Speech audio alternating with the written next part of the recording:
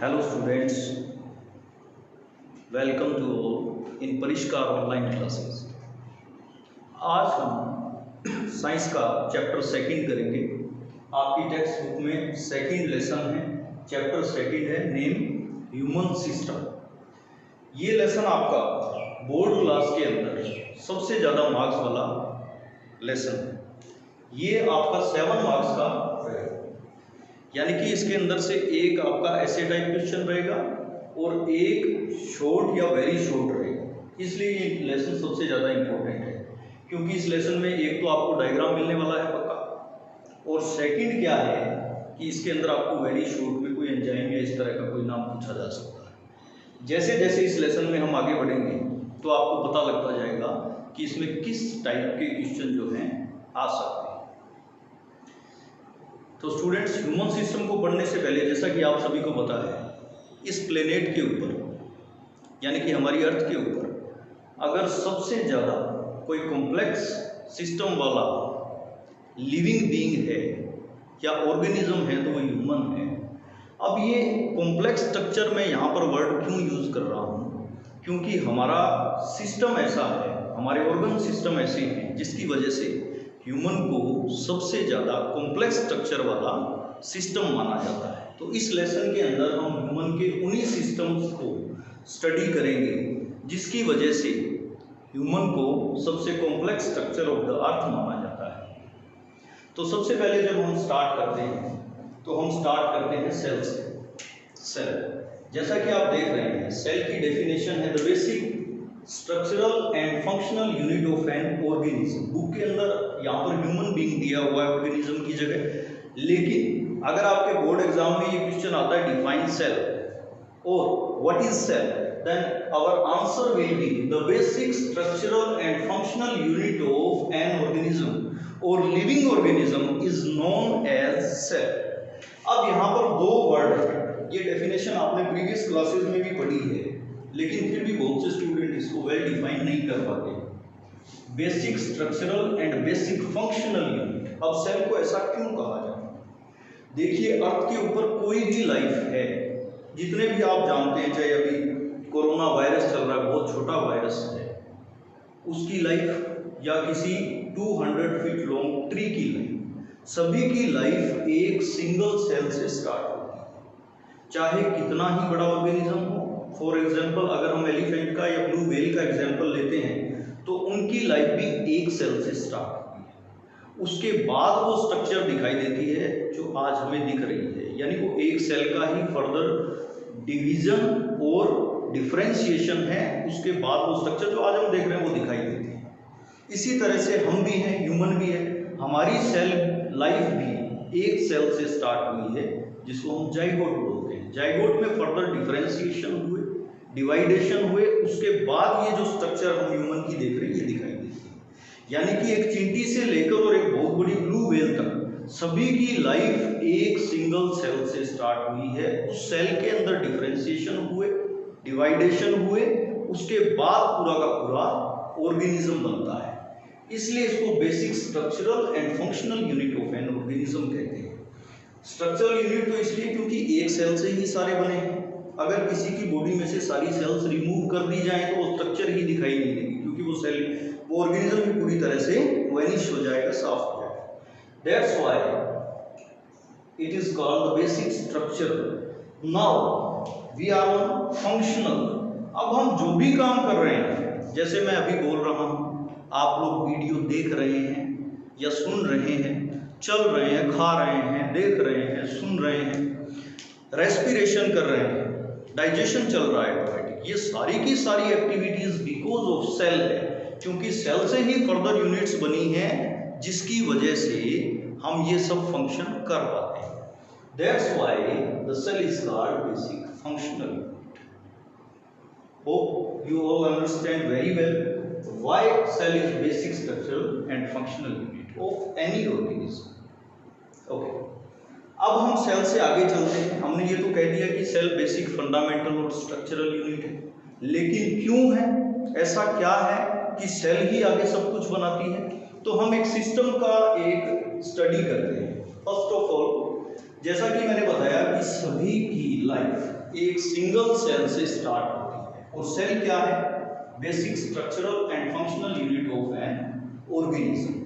अब ये जब सेल होती है, जैसे ह्यूमन का अगर एग्जांपल लेते हैं या मैमल्स का लेते हैं, तो उसके अंदर सेल होती है। सेल से 2 डिप्लॉइड हैप्लॉइड सेल मिलती हैं और उसके बाद जाइगोट बनता है, और जाइगोट में फर्दर डिवीजन होते हैं। फर्दर डिवीजन से वहां पर बनते हैं टिश्यूज, यानी कि बहुत सारी सेल मिलकर और एक टिश्यू बनाती हैं। अब ये कब होगा? जब एक सेल में बहुत सारे डिवाइडेशन होंगे, विभाजन होंगे, और फिर उसका डिफरेंशिएशन हो जाएगा तो टिश्यू बन जाएंगे। अगर आपसे टिश्यू की डेफिनेशन पूछी जाए तो very simple, aggregate of cell having same function and origin.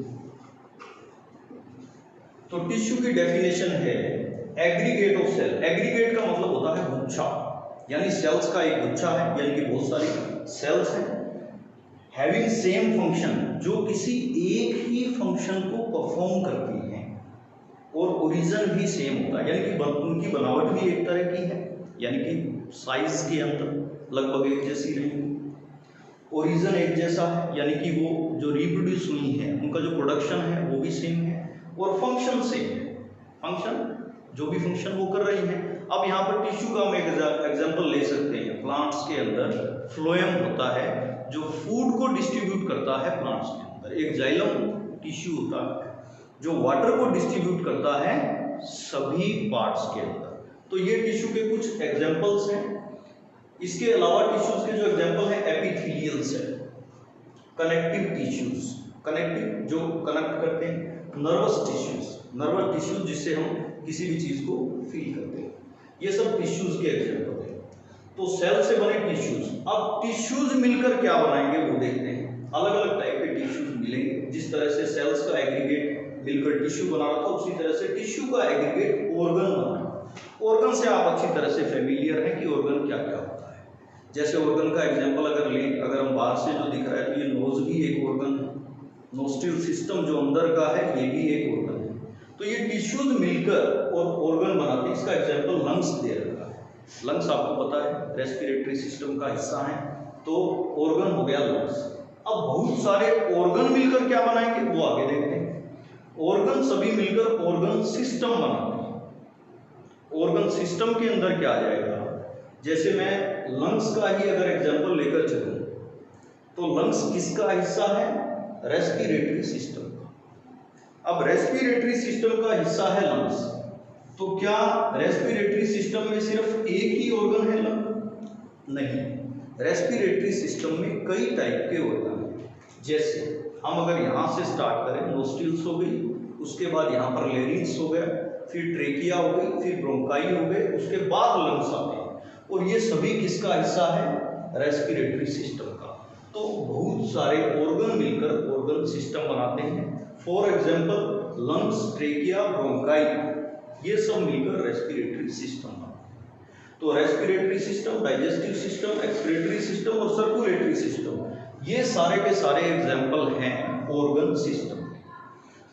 अब जब बहुत सारे ऑर्गन सिस्टम मिल जाएंगे तो ऑर्गेनिज्म बन जाएगा। ये जो बॉडी आपको दिखाई दे रही है ये बॉडी बन जाएगी। ऑर्गेनिज्म के एग्जांपल आप सभी familiar, human, dog, cat, mustard का छोटा सा प्लांट भी ऑर्गेनिज्म है, और एक बहुत बड़ा ट्री भी ऑर्गेनिज्म है। तो इसको फिर से रिपीट कर लेते हैं कि कैसे होता है। सबसे पहले लाइफ स्टार्ट होती है सेल से, इसलिए सेल बेसिक स्ट्रक्चरल और फंक्शनल यूनिट है। बहुत सारी सेल मिल जाती हैं। सेल का एग्रीगेट्स जो है वो टिश्यू होता है, having same function and same origin. और बहुत सारे टिश्यूज मिलकर ऑर्गन बना लेते हैं, ऑर्गन, और ऑर्गन मिलकर ऑर्गन सिस्टम, और बहुत सारे ऑर्गन सिस्टम से बॉडी बनती है, ऑर्गेनिज्म बनता है। तो अभी मुझे लगता है आपको ये डेफिनेशन अच्छे से समझ में आ गई। अगर देखिए ये बोर्ड एग्जाम के अंदर आया हुआ है, डिफाइन सेल और व्हाट इज सेल, या जिस किसी भी नाम से है, 1 मार्क आता है।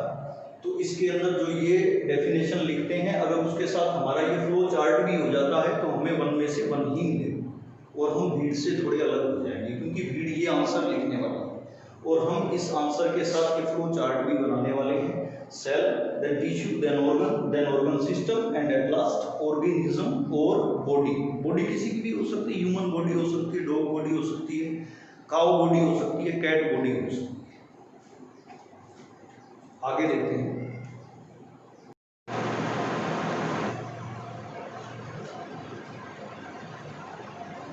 ह्यूमन सिस्टम के अंदर हम जो फर्स्ट सिस्टम ह्यूमन का कर रहे हैं वो है डाइजेस्टिव सिस्टम। जैसा कि आप सभी जानते हैं कि जब हम रोज़ सुबह शाम या दिन में 3 बार खाना खाते हैं उसके बाद उसका डाइजेशन होता है। ये एक इनवॉल्यूंटरी एक्शन है जिसके लिए हमें कुछ नहीं करना पड़ता है, जो होता है विद इन बॉडी होता है। यानी हमने फूड खाया तो कभी आपने शायद ये नहीं सोचा होगा कि इसका डाइजेशन होगा कि नहीं होगा, क्योंकि ये अपने आप होने वाला काम है। That's why it is involuntary action.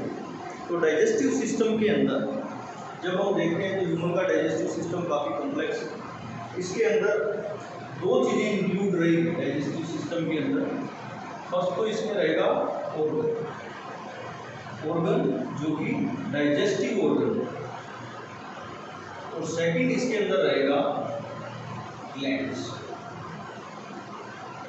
यानी कि डाइजेस्टिव सिस्टम जो ह्यूमन का है उसमें एसोसिएटेड ग्लैंड्स भी हैं। ऑर्गन तभी काम करेंगे जब ग्लैंड्स का सिक्रेशन उनको मिलेगा। इस तरह से हमारा फूड का डाइजेशन है। अब सबसे पहले कि डाइजेशन होता क्या है। डाइजेशन क्या होता है कि जो फूड हम खाते हैं हमारी बॉडी उस फूड को उसी फॉर्म के अंदर डाइजेस्ट नहीं करता।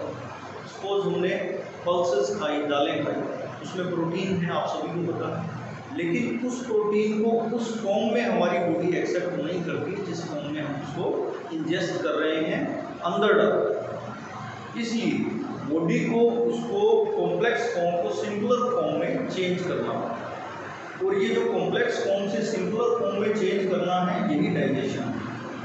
मतलब क्या, कॉम्प्लेक्स सब्सटेंसेस का सिंपलर सब्सटेंसेस में जो चेंज होता है by human body is known as digestion. और जिस ऑर्गन से डाइजेशन की प्रोसेस होती है उसे बोलते हैं डाइजेस्टिव सिस्टम।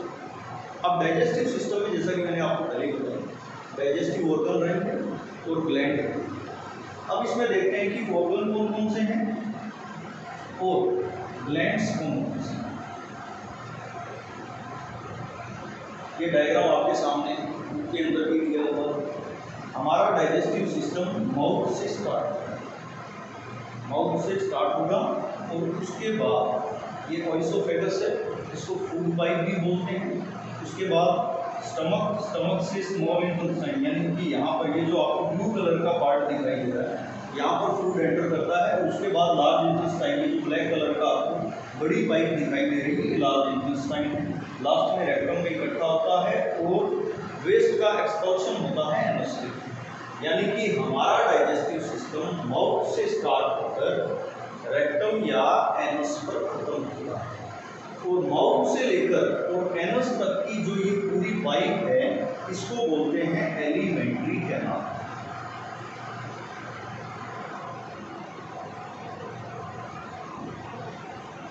तो ये ध्यान रखें, बोर्ड एग्जाम के अंदर कई बार एलिमेंट्री कैनाल का वेल लेबल्ड डायग्राम पूछ दिया जाता है।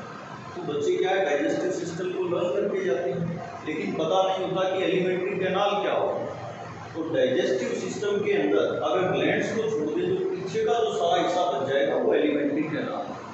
तो अगर आपके क्वेश्चन डाइजेस्टिव सिस्टम की बजाय एलिमेंट्री सिस्टम कैनाल सिस्टम का आता है तब भी हमारा आंसर ये है। इस बात का ध्यान रखें, इसमें कंफ्यूज नहीं होना है। डाइजेस्टिव सिस्टम और एलिमेंट्री कैनाल एक ही चीज़ है, ये आप ध्यान रखें। तो इसके अंदर अब जो आपको ऑर्गन दिखाई दे रहे हैं वो देखिए। इसके अंदर सबसे पहले है माउथ के साथ ग्लैंड अटैच सलाइवरी। उसके बाद यहाँ पर कहीं फेरिंग्स भी रहता है। फेरिंग्स के बाद फूड पाइप ऑइसोफेगस, उसके बाद स्टमक में आ जाता है। स्टमक के बाद स्मॉल इंटेस्टाइन यहाँ पर दिखाई दे रही है आपको। स्मॉल इंटेस्टाइन के बाद लार्ज इंटेस्टाइन, और लार्ज इंटेस्टाइन से जो बचा हुआ फूड है जो कि डाइजेस्ट नहीं हुआ है, मीन वेस्ट प्रोडक्ट है, वो रेक्टम में इकट्ठा हो जाएगा और एनस के थ्रू बॉडी से बाहर हो जाएगा। तो डाइजेस्टिव सिस्टम के अंदर अगर हम ब्रीफली देखें तो 3 तरह की प्रोसेसेस होती हैं। सबसे पहला तो इसके अंदर हो जाएगा इंजेशन ऑफ, यानी कि फूड को इनटेक करना।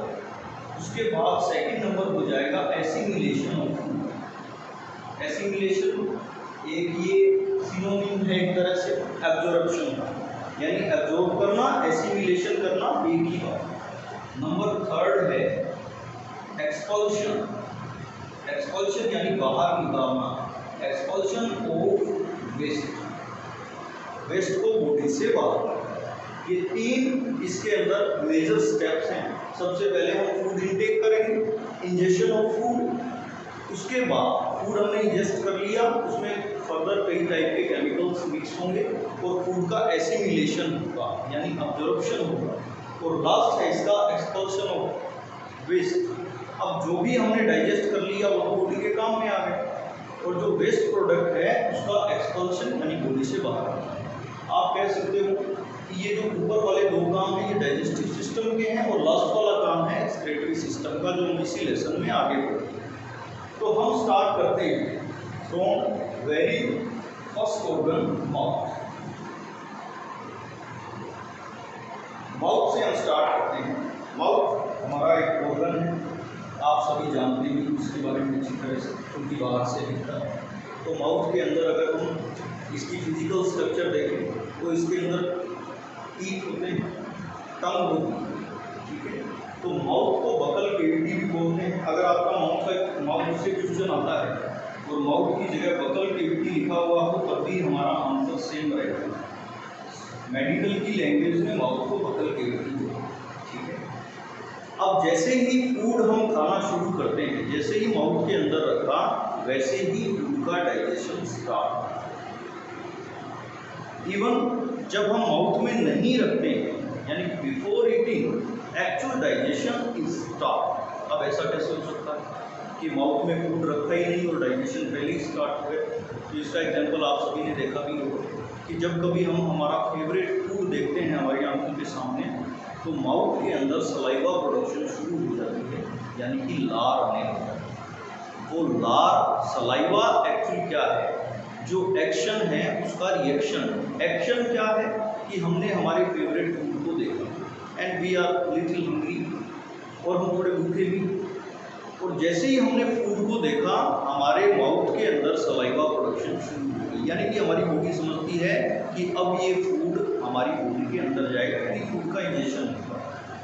तो खाना खाने से पहले ही स्टार्ट हो जाता है। आपने देखा भी होगा कि हमें कई बार मना किया जाता है कि खाना खाते टाइम टीवी नहीं देखना चाहिए, मोबाइल नहीं देखना चाहिए। ये इसीलिए होता है कि जब हम फूड खा रहे हों तो हमारी पूरी कंसंट्रेशन हमारे फूड के ऊपर हो, न कि टीवी पर या मोबाइल पर। अगर हमारी कंसंट्रेशन वहाँ पर हो जाएगी टीवी या मोबाइल पर, तो हमारे माउथ के अंदर सलाइवा प्रोडक्शन प्रॉपर नहीं होगा। सलाइवा प्रोडक्शन प्रॉपर नहीं होगा तो डाइजेशन नहीं होगा। इसलिए खाना खाते टाइम केवल खाना ही खाना चाहिए और कुछ नहीं। तो माउथ के साथ में ये जो ब्लू कलर में आपको दिखाई दे रही है, ये सलाइवरी ग्लैंड्स हैं। इनका काम है सलाइवा का प्रोडक्शन करना। तो जैसे ही हम फूड रखते हैं माउथ के अंदर, सलाइवरी ग्लैंड अपना काम शुरू कर देती है और फिर फूड की ग्राइंडिंग स्टार्ट होती है, यानी फूड को हम कट करते हैं, बाइट करते हैं, च्यूइंग करते हैं और ग्राइंडिंग भी करते हैं। ये चारों काम हम करते हैं। वो किसकी हेल्प से करते हैं? टीथ की हेल्प से। अब हमारे पास एक नया है टीथ, एलिमेंट्री के नाम आपको पता है, टीथ। अब जो हमारा पोजीशनिंग होती है टीथ माउथ के अंदर, तो उसको डेंटिशन बोलते हैं। डेंटिशन, जो दांतों के डॉक्टर होते हैं उनको डेंटिस्ट बोलते हैं, यहीं से वो वर्ड आया है डेंटिशन। देखिए डेंटिशन कई टाइप का होता है। जैसे अगर ह्यूमन की बात करें तो ह्यूमन में 3 टाइप का डेंटिशन होता है, हेट्रोडोन, हाइपोडोन और डाइफाइडोन। हेट्रोडोन का मतलब होता है कि सभी दांत एक जैसे नहीं होते हैं, अलग अलग टाइप के होते हैं। अगर आप अपना माउथ ओपन करके और अपने टीथ देखोगे तो आपको पता लगेगा कि हमारे सारे टीथ एक जैसे नहीं हैं, अलग अलग। तो वो तो हो गया हेट्रोडोन, यानी कि हम हेट्रोडोन हैं। हेट्रोडोन है मतलब हमारे सारे टीथ एक जैसे नहीं हैं।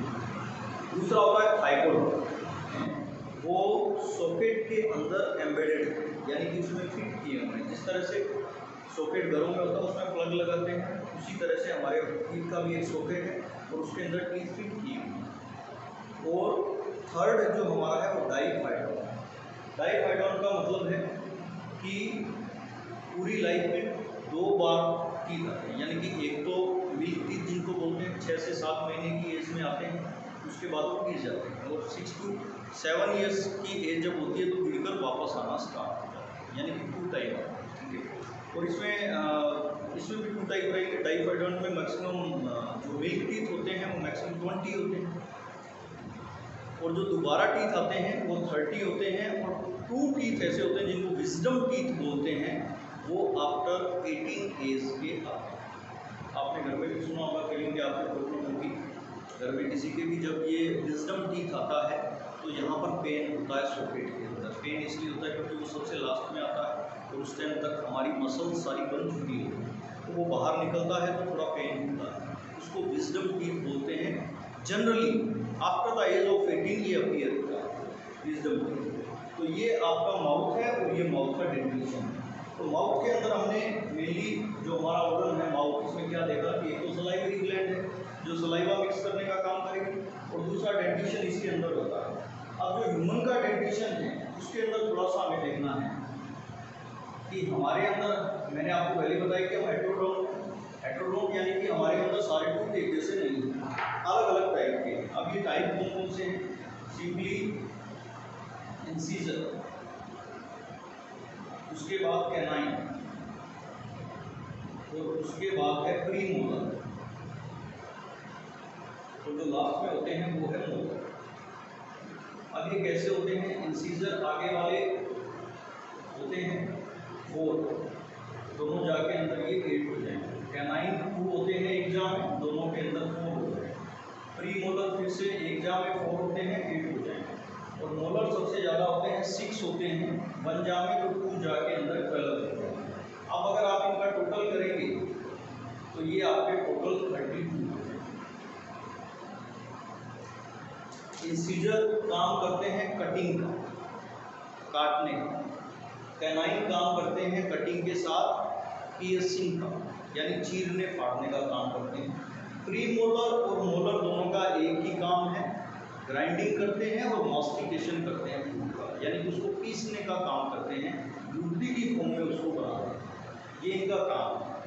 तो इसको याद रखने का एक तरीका ये देखिए, ये सीक्वेंस ऐसा ही रहना चाहिए, इंसीजर, कैनाइन, प्रीमोलर और मोलर, ये याद नहीं रहता है। इसके लिए एक ट्रिक है कि आप ICTM याद करें। मैंने PM को देखा, प्राइम मिनिस्टर को देखा, ICTM, incisor, canine, premolar, molar, और इनका डेंटिशन कैसा होता है? 8, 4, 8, 12, और ये हमारे टोटली 32 हुए जो कि ह्यूमन का डेंटिशन है। अब इनके अंदर सबसे जो लास्ट में टीथ आते हैं आफ्टर द एज ऑफ 18, जैसा कि मैंने पहले आपको बताया, वो मोलर टीथ जो कि कप शेप के हैं और 18 ईयर की एज के बाद सिर्फ 2, बाकी के 4 पहले ही रहते।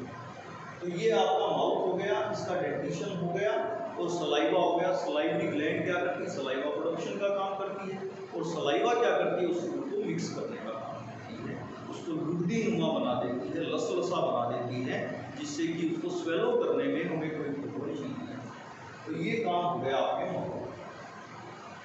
ये हमारा फर्स्ट डाइजेस्टिव ऑर्गन था, माउथ। तो कोई जरूरी नहीं है कि डाइजेस्टिव सिस्टम आपका पूरा का पूरा पूछा जाए। कई बार एक ऑर्गन को भी लेकर चलते हैं, जैसे माउथ के बगल की भित्ति के बारे में, या उससे रिलेटेड डेंटिशन के बारे में, या उससे एसोसिएटेड ग्लैंड के बारे में पूछते हैं। इसके बाद हम चलते हैं फेरिंक्स के अंदर। फेरिंक्स क्या होता है? फेरिंक्स ओइसोफेगस यानी कि फूड पाइप के अंदर ही एक स्ट्रक्चर है जिसका नाम है फेरिंक्स। और ये क्या होता है? फ्रेनुला लिंगुअल एंड पेलेट के बिल्कुल पीछे होता है। तो फ्रेनुला लिंगुअल क्या होता है और पेलेट क्या होता है? ये इसकी पोजीशन है फेरिंक्स की। तो कई बार 1 मार्क का पूछ लिया जाता है what is the position of pharynx in human body. तो हम पोजीशन बताते हैं कि फ्रेनुला लिंगुअल और पेलेट के जस्ट बैक साइड होती है। कैसे होती है फ्रेनुला लिंगुअल? क्या होती है देखिए, इसके अंदर ये जो हमारी टंग को अगर हम फोल्ड करें इस तरह से, तो यहाँ से जो अटैच होता है उसको फ्रेनुला बोलते हैं। ये टंग है, इसको फोल्ड किया तो यहाँ पर एक स्ट्रक्चर आपको इस तरह की दिखाई देगी। ऐसा लगता है कि टंग नीचे बेस के साथ उसकी हेल्प से जुड़ी हुई है, उसको फ्रेनुला बोलते हैं। और पेलेट जो हमारा तालू होता है ऊपर वाला, उसको बोलते हैं। इसके 2 पार्ट हैं, अपर पार्ट और बैक पार्ट, पीछे वाला पार्ट। पेलेट के पीछे ये आपका फेरिंक्स होता है। तो फेरिंक्स क्या काम करता है? देखिए, आइसोफेगस जो है ये एयर और फूड दोनों के लिए एक कॉमन पासेज है। कॉमन पासेज का मतलब क्या है? जैसे मैं अभी बात कर रहा हूँ तो इसका मतलब क्या है कि फोर्सली एयर बाहर की तरफ फ्लू हो रही है, बाहर निकल रही है। ये भी ओइसोफेगस यानी कि फूड पाइप से एयर बाहर आ रही है। और जब हम फूड खाते हैं, स्वेलो करते हैं, तो ये भी फूड पाइप में जाता है। तो फेरिंक्स का काम यहाँ पर थोड़ा सा बढ़ जाता है कि फेरिंक्स को ये फिक्स करना पड़ता है कि कौन सा पार्ट जो है इधर फूड पाइप में जाएगा यानी कि स्टमक में जाएगा, और कौन सा पार्ट ऐसा हमें रखना है जो कि एयर पाइप के अंदर जाएगा यानी कि लेरिंक्स के अंदर जाएगा। तो यहाँ पर जैसे ही फूड को स्वेलो किया, माउथ में मास्टिकेशन करने के बाद, च्यूइंग मास्टिकेशन, कटिंग, ग्राइंडिंग सब हो गया, उसके बाद यहाँ पर जैसे ही स्वेलो करेंगे तो फेरिंक्स ये निश्चित करेगा कि जो हमारा फूड है वो एयर पाइप के अंदर नहीं चला।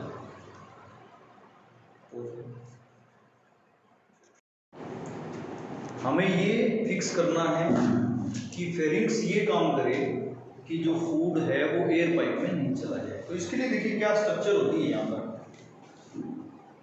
डायग्रामेटिकली मैं आपको बता रहा हूँ कि जैसे ही फूड यहाँ पर आएगा तो आपको ये अपनी स्ट्रक्चर दिखाई दे रही है फेरिंक्स की। तो यहाँ पर इस तरह से 2 पाइप हैं। एक पाइप ये है जो कि जिसे हम एयर पाइप बोल रहे हैं, और ये हमारी फूड पाइप है या ओइसोफेगस इसको आप कह सकते हैं। तो फूड जब यहाँ पर इससे आया, ये कॉमन पासेज है दोनों का, तो हमें ये फिक्स करना है कि ये जो फूड हमने स्वेलो किया है ये फूड पाइप में जाए, एयर पाइप में नहीं जाए। ये कैसे होगा? इसको बोलते हैं ग्लोटिस। ग्लोटिस जो कि एयर पाइप है, जो कि ट्रेकिया और लंग्स में जाकर पड़ती है। इसको कवर करती है एक स्ट्रक्चर एपिग्लोटिस, इसका नाम है एपिग्लोटिस। और ये कब कवर करती है? जब हम फूड इंजेस्ट करने के बाद स्वेलो करते हैं तो ग्लोटिस को एपिग्लोटिस कवर कर लेगी और फूड पाइप के अंदर चला जाएगा। ओके।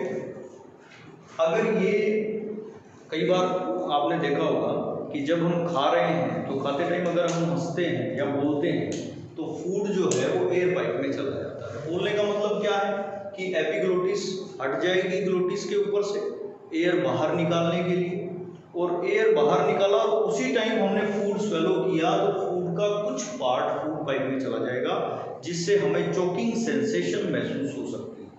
यानी कि जैसे गले में कुछ फंस गया हो, सांस नहीं आ रहा है, इस तरह की कुछ सेंसेशन महसूस होती है, या हिकअप स्टार्ट हो जाती है, हिचकी स्टार्ट हो जाती है। तो ये फेरिंक्स का काम है कि फूड पाइप में जाए। इतना काम होने के बाद हम देखते हैं, हम अगली स्ट्रक्चर की तरफ चलते हैं।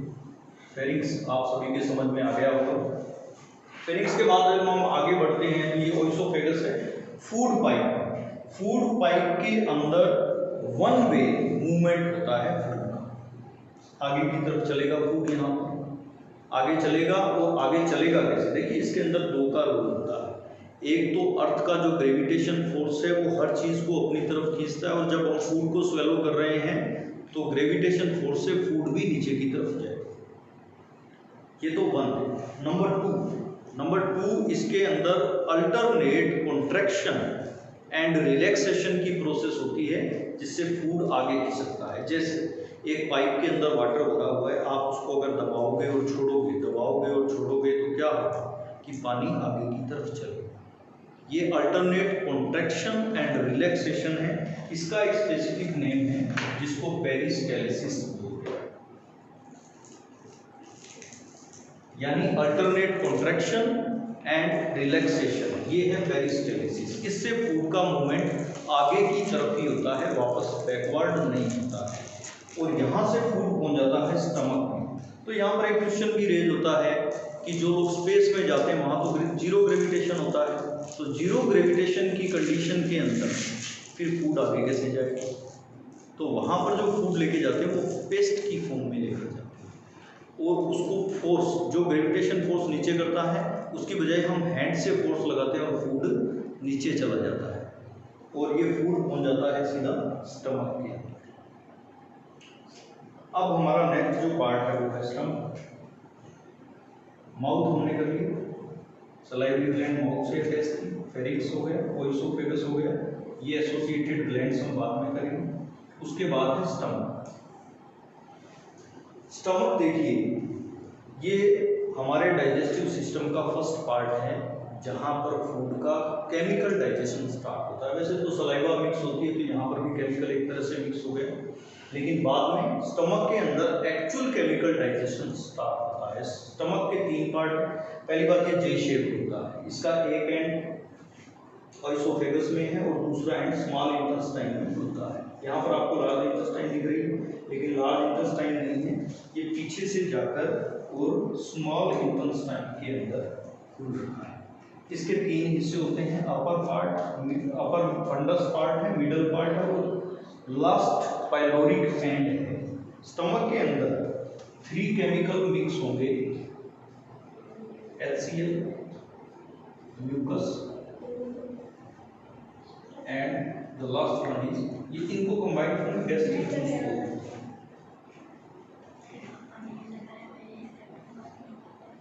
हाइड्रोक्लोरिक एसिड यहाँ पर मिक्स होगा और म्यूकस यहाँ पर होगा।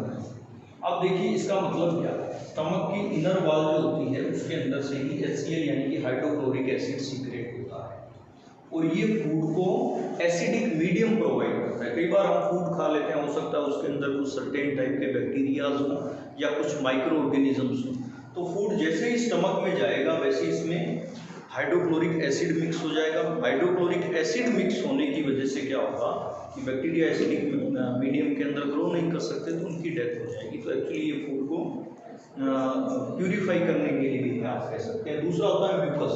अब ये जो हाइड्रोक्लोरिक एसिड है ये बहुत फास्ट होता है, इतना फास्ट होता है, ये प्योर हाइड्रोक्लोरिक एसिड है, 100% है ये। अगर ये गलती से हमारी स्किन के ऊपर गिर जाए तो यहाँ से स्किन बर्न हो जाएगी। तो यहाँ पर क्वेश्चन माइंड के अंदर आता है कि फिर हमारे स्टमक की ये जो इनर वॉल है ये डिस्ट्रक्ट क्यों नहीं होती इतने फास्ट एसिड के बाद?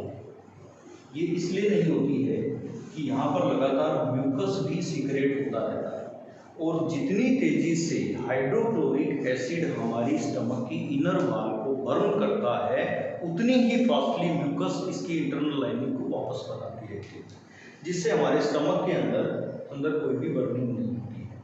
कई बार आपने देखा होगा कि अगर हम लंबे टाइम तक खाली पेट होते हैं, अगर हमने सुबह से कुछ नहीं खाया है, तो हमारे एसिडिक या गैस्ट्रिक प्रॉब्लम हो जाती है। वो इसलिए होती है क्योंकि यहाँ पर स्टमक में HCl तो लगातार रिलीज हो रहा है हाइड्रोक्लोरिक एसिड, लेकिन हमने फूड खाया नहीं तो हाइड्रोक्लोरिक एसिड इसके अंदर इकट्ठा हो जाता है। इकट्ठा होने की वजह से फिर हमें एसिडिक प्रॉब्लम होती है, एसिडिटी होती है या गैस्ट्रिक प्रॉब्लम।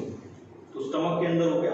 अब ये स्टमक का जो पाइलोरिक एंड है, पाइलोरिक एंड ये जो आपको दिखाई दे रहा है जो कि स्मॉल इंटेस्टाइन के अंदर खुलेगा, यहाँ पर स्फिंक्टर मसल होती है। मसल का नाम है स्फिंक्टर मसल। ये इस तरह की मसल है जिसने इस पाइप को एक सर्कुलर शेप के अंदर कवर कर रखा है। स्फिंक्टर मसल इसलिए होती है कि दो जो पाइप्स हैं वो आपस में कोलैप्स नहीं हो जाए, उनकी वाल चिपक नहीं जाए आपस के अंदर। स्फिंक्टर मसल इस पाइलोरिक एंड के अंदर भी है और इसोफेगस के अंदर भी है। ये आपस में इनको चिपकने नहीं देती, जुड़ने नहीं देती। ये ठीक उसी तरह की एक स्ट्रक्चर है, जैसे मान लीजिए कोई पाइप है, उसके अंदर से जब तक पानी चलता है तो वो फूली हुई रहती है, उसमें सॉलिंग रहती है। लेकिन जैसे ही पानी निकल जाता है तो आपने ये महसूस किया होगा कि वो एकदम से पिचक जाती है, उसकी दोनों वाल पास पास आ जाती है। अगर उसके अंदर इस तरह की स्ट्रक्चर हो तो वो वाल पास पास नहीं आएगी, यानी कि आपस में कोलैप्स नहीं करती। तो ये इसका पाइलोरिक एंड होता है। तो इसके ये तीन हिस्से हो गए स्टमक के। इसके बाद हमारा फूड जो यहाँ से बाहर निकल के एंटर करेगा उसका नाम हो जाएगा काइम। यानी जो फूड है वो अब लसलसा हो गया है, सेमी सॉलिड हो गया है, क्योंकि इसके अंदर ये मिक्स भी हो गए हैं, गैस्ट्रिक जूस मिक्स हो गया है। उसके बाद ये काइम, इसको हम बोलेंगे, फूड नहीं बोलेंगे। जिस फॉर्म में हमने लिया था सलाइवा मिक्स हुई और स्टमक में आने के बाद उसका स्ट्रक्चर चेंज हो गया पूरी तरह से, अब इसका नाम काइम है। अब ये काइम एंटर करेगा स्मॉल इंटेस्टाइन के अंदर। स्मॉल इंटेस्टाइन के फिर से तीन पार्ट हैं। जो सबसे पहला पार्ट है सी शेप्ड पार्ट है, सबसे छोटा पार्ट है, और उसके बाद इसका मिडल पार्ट है जेजेनम, और फिर थर्ड पार्ट है इलियम। जेजेनम और इलियम हाईली कोइल्ड पार्ट है। हाईली कोइल्ड मतलब एक दूसरे में गूंथे हुए हैं। ये जो ब्लू कलर की स्ट्रक्चर मैंने बनाई है ये इसलिए ही इस तरह से बनाई गई है कि ये आपस के अंदर पूरी तरह से गूंथे हुए हैं या उलझे हुए हैं, हाईली कोइल्ड है।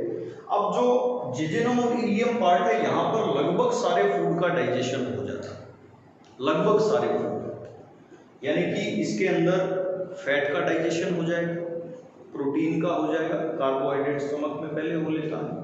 उसके बाद जो बचा खुचा पार्ट है वो लार्ज इंटेस्टाइन के अंदर जाएगा। अभी यहाँ पर एक चीज़ सबसे ज़्यादा ध्यान रखने वाली है कि ये जो हमारी स्मॉल इंटेस्टाइन है इसकी लेंथ कितनी होती है? इसकी लेंथ लगभग 7 मीटर होती है।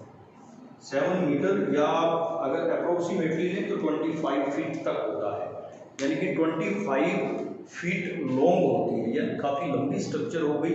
अब ये इतने से पार्ट के अंदर कैसे? क्योंकि ये आपस में बहुत ज़्यादा कोयल है, यानी कि गूंथी हुई है, एक तरह से इसको पैक करके रखा हुआ है। इसके अंदर मोस्टली फूड का डाइजेशन होता है, यानी कि जो काइम स्टमक से आया है वो ज़्यादातर यहीं पर डाइजेस्ट होगा, स्मॉल इंटेस्टाइन के अंदर। अब स्मॉल इंटेस्टाइन से जो बचा हुआ फूड है जो अभी तक डाइजेस्ट नहीं हुआ है वो चला जाएगा लार्ज इंटेस्टाइन के अंदर। लार्ज इंटेस्टाइन के फिर से तीन पार्ट है। लार्ज इंटेस्टाइन में वही फूड जाएगा जिसका स्मॉल इंटेस्टाइन तक डाइजेशन नहीं हुआ है।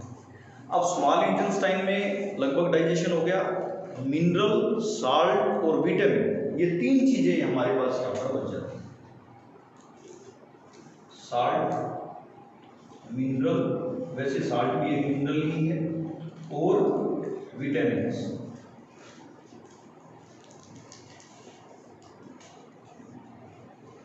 इनका डाइजेशन लार्ज इंटेस्टाइन में होगा। ये थोड़ी छोटी है लेंथ के अंदर। अब यहाँ पर एक चीज़ आपको ध्यान में रखनी है कि वैसे लेंथ में तो स्मॉल इंटेस्टाइन बड़ी है, लेकिन डायामीटर में लार्ज इंटेस्टाइन बड़ी है, इसलिए इसका नाम लार्ज इंटेस्टाइन है। आपको स्ट्रक्चर में भी दिखाई दे रहा है कि इसका डायामीटर ज़्यादा है, और स्मॉल इंटेस्टाइन का डायामीटर 2.5 सेंटीमीटर होता है अप्रोक्सीमेटली, तो उससे ज़्यादा लार्ज इंटेस्टाइन का है, इसीलिए इसका नाम लार्ज इंटेस्टाइन है।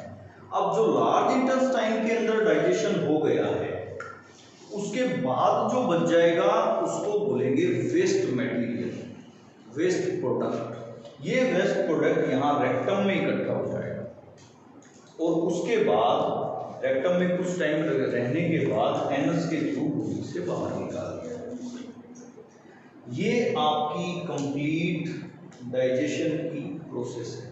इसके अंदर और भी वर्ड है, जैसे बोर्ड एग्जाम के अंदर लार्ज इंटेस्टाइन का जो कोलोन पार्ट है उसके बारे में पूछा गया है एक बार, और ये था आपका 2 मार्क्स। तो ये आपके पास बुक है, आप इसके अंदर ध्यान से देख लेंगे, और ये पार्ट सभी हमें अलग अलग से ध्यान में होने चाहिए। इसके बाद इसके साथ एसोसिएटेड ग्लैंड्स हैं। एसोसिएटेड ग्लैंड कौन कौन सी हैं? सलाइवरी ग्लैंड है, लीवर है और पैनक्रियाज है। इनके एक्शन क्या क्या होते हैं वो हम नेक्स्ट पार्ट के अंदर करेंगे। कर दिया। देखिए हमने पूरा डाइजेस्टिव सिस्टम पढ़ा है, अब उसको एक फ्लो चार्ट के अंदर हम करेंगे। नोट्स के अंदर आप ये फ्लो चार्ट बनाएंगे साथ, ताकि हमारे एक ब्रॉड व्यू हो जाए लर्न करने के लिए। सबसे पहले हमारी एलिमेंट्री कैनाल या डाइजेस्टिव सिस्टम हमारा स्टार्ट होता है माउथ से।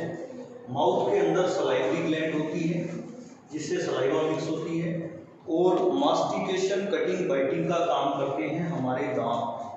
और हमारा डेंटिशन यानी कि ह्यूमन का डेंटिशन जो है, इंसीजर 8, कैनाइन 4, प्रीमोलर 8 और मोलर 12, इस तरीके से। उसके बाद फेरिंग्स आपने अच्छे से कर लिया।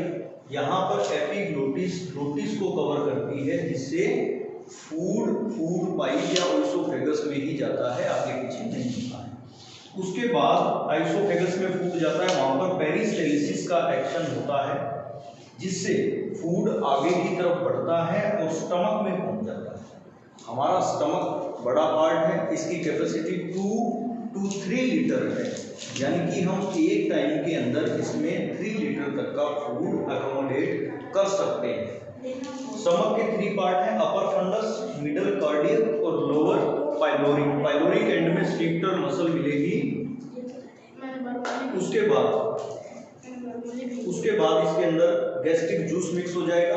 गैस्ट्रिक जूस में हाइड्रोक्लोरिक एसिड है और एंजाइम्स हैं और म्यूकस है। स्टमक से जो फूड निकलेगा उसको हम काइम बोलेंगे। काइम स्मॉल इंटेस्टाइन में चला जाएगा। स्मॉल इंटेस्टाइन लगभग 7 मीटर लॉन्ग है, 2.5 डायमीटर की है। ड्यूोडेनम जो सी शेप पार्ट है, सबसे छोटा पार्ट है। फिर जेजेनम है और इलियम है। और ये जो काइम स्मॉल इंटेस्टाइन में जाता है, ये एक बार में 1 चम्मच फूड ही जाता है। मान लीजिए किसी ने एक साथ 3 लीटर फूड कंज्यूम कर भी लिया, तब भी 3 लीटर एकदम से स्मॉल इंटेस्टाइन में नहीं चला जाएगा। स्टमक से 1 स्पून करके स्मॉल इंटेस्टाइन में जाएगा। स्मॉल इंटेस्टाइन में इंटेस्टाइनल जूस मिक्स होते हैं, जिसमें पैनक्रियाटिक जूस भी है। उसके बाद ये डाइजेस्टेड फूड लगभग डाइजेस्ट हो गया है, लार्ज इंटेस्टाइन में चला जाएगा। लार्ज इंटेस्टाइन के 3 पार्ट हैं, केरिकम, colon and rectum last part है इसका। लार्ज इंटेस्टाइन में विटामिन, वाटर और साल्ट तीनों के तीनों कंज्यूम हो जाएंगे या डाइजेस्ट हो जाएंगे। और उसके बाद रेक्टम में वेस्ट फूड इकट्ठा हो जाएगा, जो एनस के थ्रू ह्यूमन फेसेस की फॉर्म में बॉडी से बाहर निकाल दिया जाएगा। ये आपके डाइजेस्टिव सिस्टम का एक ओवरव्यू है। अगर आपको डायग्राम बनाने के लिए आता है बोर्ड एग्जाम के अंदर या पूरा पूछता है, तो डायग्राम के साथ अगर हम इस तरह का फ्लो चार्ट अटैच कर देते हैं, तो उसमें आपका लिखा हुआ कम पड़ा जाएगा, फ्लो चार्ट ज़्यादा देखा जाएगा। तो लिखने में अगर आपकी थोड़ी बहुत मिस्टेक भी कुछ हो जाती है, तो वो अवॉइड हो जाएगी। तो आपका ये फ्लो चार्ट पूरा का पूरा जो है आप बनाओगे, इसी को चेक करेंगे, तो इसी से पता लग जाता है कि आप डाइजेस्टिव सिस्टम या डाइजेशन के बारे में प्रॉपर फॉर्म में जानते हैं। अब इसके साथ जो सलाइवरी ग्लैंड्स अटैच हैं, वो हम नेक्स्ट वीडियो में। Thank you. उम्मीद करता हूँ आपको सब समझ में आया है, अच्छे से इसको लर्न करें। और आपको इसके साथ जो मैं PDF अटैच करके भेज रहा हूँ, उससे आप इसके नोट्स बनाएं, डायग्राम बनाएं। कोई प्रॉब्लम हो तो मेरे साथ कंसल्ट कर सकते हैं। Thank you. Have a nice day. Thank you.